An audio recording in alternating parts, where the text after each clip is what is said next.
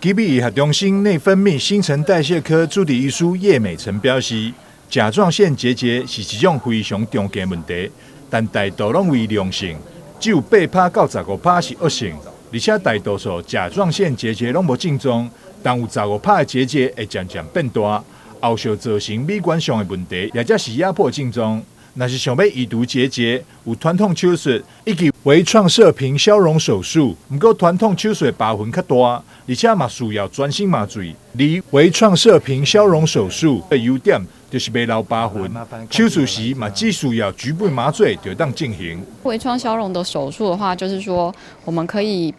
通常都是我们没有办住院，我们就是门诊的手术就可以当天完成。那我们就是帮病人在术前评估，先做超音波看他的甲状腺结节是多大，然后会做一个细针抽吸，确认说这个细胞是良性的，可能这个抽吸可能会做1到2次，然后如果确定它是良性的之后，那我们就是会做这个消融。那消融的话，就是我们会在局部打一个麻药。局部麻醉而已，然后病人全程都是清醒的。那麻醉之后，局部麻醉之后，我们就是把这个针用超音波导引的方式，把它做一个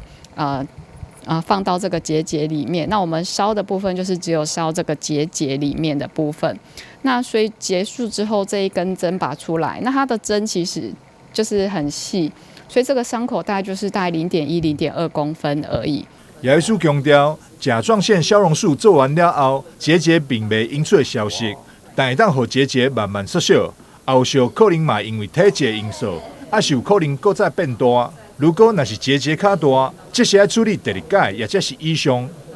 台南新闻张硕维采访报道。